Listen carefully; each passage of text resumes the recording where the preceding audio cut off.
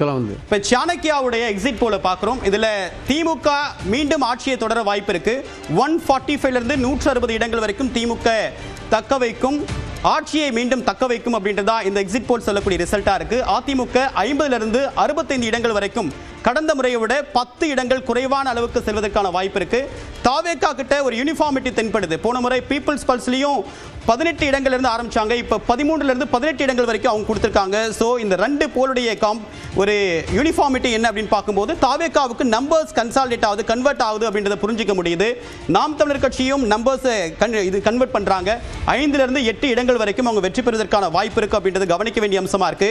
So ரெண்டு exit போலுடைய result, ஒன்னு peoples pulse திமுக ஆட்சி தொடரும், 145 இடங்கள் வரைக்கும் அவங்க வெற்றி பெறுவதற்கான வாய்ப்பு இருக்கு அப்படின்னு சொன்னாங்க. இப்ப சாணக்கியா பல தருணங்கள்ல எங்களுடைய கணிப்பு அப்படின்றது சரியா வந்திருக்கு. திமுக 145லிருந்து 160 இடங்கள் வரைக்கும் அவர்கள் வெற்றி பெறுவதற்கான வாய்ப்பு இருக்கு. ஸோ 118 இடங்களுக்கு வெற்றி பெற்றால் ஆட்சி அமைக்க முடியும், தனி பெரும்பான்மை பெற முடியும் அப்படின்ற நிலையில் திமுக கூட்டணி கட்சிகளோடு சேர்த்து 160 இடங்கள் வரைக்கும் வெற்றி பெற்று தனி பெரும்பான்மையோடு கடந்த முறையை விட கூடுதல் வெற்றியை ஒரு 7 இடங்களில் கூடுதலாக வெற்றி பெறுவதற்கான வாய்ப்பு இருக்கு அப்படின்னு சொல்றாங்க. அதிமுக இந்த கணிப்பில் அதிமுக 50லிருந்து 65 இடங்கள், ஸோ கடந்த முறை 75 இடங்கள் வரைக்கும் அதிமுக கூட்டணி வெற்றி பெற்றது. இப்போ அதிமுகவுக்கு பின்னடைவா அப்படின்ற ஒரு கேள்வி இதன் மூலமாக எழுது. தாவேகா மீண்டும் 13லிருந்து 18 இடங்கள் சீட் கன்வர்ஷன் அவங்க காட்டுறாங்க. அதே போன்று மேட்ரிஸுடைய கருத்து கணிப்பின் அடிப்படையில் திமுக ஆட்சி மீண்டும் தொடர்வதற்கான வாய்ப்பு இருக்கு. 122 இடங்கள், 132 இடங்கள். ஸோ ஒரு கம்ஃபர்டபுள் மெஜாரிட்டியை 3 பேருமே கொடுத்திருக்காங்க. அதிமுகவை பொறுத்த வரைக்கும் 87லிருந்து 100 இடங்கள் வரைக்கும் அவங்க கொடுத்திருக்காங்க. தாவேகா 10லிருந்து 12 இடங்கள், நாம் தமிழர் கட்சி 6 இடங்கள், 0 to 6 அப்படின்றத அவங்க நம்பரா இருக்கு. ஸோ இது வரைக்கும் பீப்புள்ஸ் பல்ஸ் பார்த்திருக்கும், சாணக்கியா பார்த்திருக்கும். மேட்ரிக்ஸை பொறுத்த வரைக்கும் திமுக 122லிருந்து 132 இடங்கள் வரைக்கும் கைப்பற்றி 118 இடங்களுக்கு அதிகமான இடங்களை பெறுது. அதன் மூலமாக மீண்டும் இந்த ஆட்சி தொடரும் அப்படின்றதா மிக முக்கியமான இதுவா இருக்கு. ஸோ இதில் திமுகவுடைய முழக்கம் என்னவா இருந்தது அப்படின்னா, நாங்கள் 200 இடங்களை கைப்பற்றுவோம் அப்படின்னு சொன்னாங்க. பட் ஆனால் 122லிருந்து 132 இடங்களை கைப்பற்றி மீண்டும் ஆட்சியை தொடரும் அப்படின்றதா இந்த தேர்தலுக்கு பிந்தைய கருத்து கணிப்பு சொல்லக்கூடிய முடிவா இருக்கு.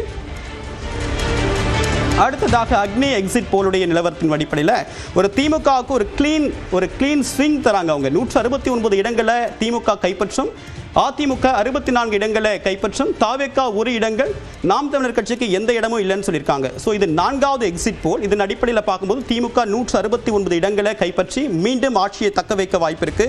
ஸோ திமுக 2வது முறையாக ஆட்சிக்கு வருவதற்கான வாய்ப்பே இல்லை, வரலாறு அப்படி இல்லை. நாங்கள் மீண்டும் அந்த வரலாற்றை திருத்தி எழுதுவோம், வரலாற்று அப்படின்றத நாங்கள் திருப்பி மாற்றி அமைப்போம் என்று முதலமைச்சர் ஒரு முறை சொல்லியிருந்தார். ஸோ அதன் அடிப்படையில் பார்க்கும்போது இந்த எக்ஸிட் போல் அடிப்படையில் பார்க்கும்போது திமுக 169 இடங்களை பெற்று தனி பெரும்பான்மையோடு ஆட்சி அமைக்கும் அப்படின்றதான் கவனிக்க வேண்டிய அம்சமாக இருக்குது. திமுக ஏறக்குறைய 175 இடங்களில் உதயசூரியன் சின்னத்தில் போட்டிட்டாங்க. ஸோ இது மேக்ஸிமம் நம்பர் கொடுத்துருக்குது. அக்னி எக்ஸிட் போல் தான் திமுக கொடுத்துருக்காங்க. இது வரைக்கும் பார்த்த சாணக்கியா, பீப்புள்ஸ் பல்ஸ், அக்னி, இது எல்லாம் மேட்ரிக்ஸ், இது எல்லாமே திமுக மீண்டும் ஆட்சியை தக்க வைக்கும். ஸோ 2வது முறையாக திமுக ஆட்சியை தொடர்வதற்காக தான் வாய்ப்பு இருக்குது அப்படின்னு சொல்லியிருக்காங்க. தாவேகாவுக்கு அக்னி தான் ரொம்ப குறைவான எண்ணிக்கை கொடுத்துருக்காங்க. 1 இடங்களில் தான் அவங்களுக்கு வெற்றி வாய்ப்பு என்பது இருக்குது. அது விஜய் போட்டியிடக்கூடிய தொகுதி அப்படின்றது வரக்கூடிய நேரங்களில் பார்க்கலாம். பட் அதிமுகவுடைய எண்ணிக்கை 3-4 தரப்புலையுமே குறைவாக குறைச்சிருக்காங்க. 64 இடங்களை தான் சொல்லியிருக்காங்க. ஆனால் இதுக்கு முன்னாடி அந்த மேட்ரிக்ஸ் மட்டும் ரொம்ப ஒரு 100 இடங்கள் வரைக்கும் வாய்ப்பு இருக்குது அப்படின்னு சொல்லியிருந்தாங்க. சார் உங்களுடைய ஒப்பீனியன்? இல்லை, இன்னொன்று வந்திருக்கு. நம்ம மின்னம்பலம் எக்ஸிட் போலையும் பார்த்துடலாம். மின்னம்பலம் எக்ஸிட் போல பொறுத்த வரைக்கும் திமுக 155 இடங்களில் வெற்றி பெறுவதற்கான வாய்ப்பு இருக்கு. அதிமுக 72, தாவேகா 5 இடங்கள், நாம் தமிழர் கட்சியை பொறுத்த வரைக்கும் இந்த இடங்களில் வெற்றி பெறுவதற்கான வாய்ப்பு இருக்குன்னு சொல்லியிருக்காங்க, வாய்ப்பு இல்லைன்னு சொல்லியிருக்காங்க. ஸோ இந்த 5 எக்ஸிட் போலுடைய முடிவுகளுமே திமுக மீண்டும் ஆட்சியை தக்க வைப்பதற்கான வாய்ப்பு இருக்கு அப்படின்றது தான் இந்த எண்ணிக்கை சொல்லக்கூடிய செய்தியா இருக்கு. எக்ஸிட் போலுடைய ப்ரெடிக்ஷன்ஸை பொறுத்த வரைக்கும் 2021 ஓரளவுக்கு அப்சல்யூட்டியா இருந்தது. தமிழ்நாட்டில் டிஎம்கே ஆட்சி அமைக்கும் அப்படின்றது.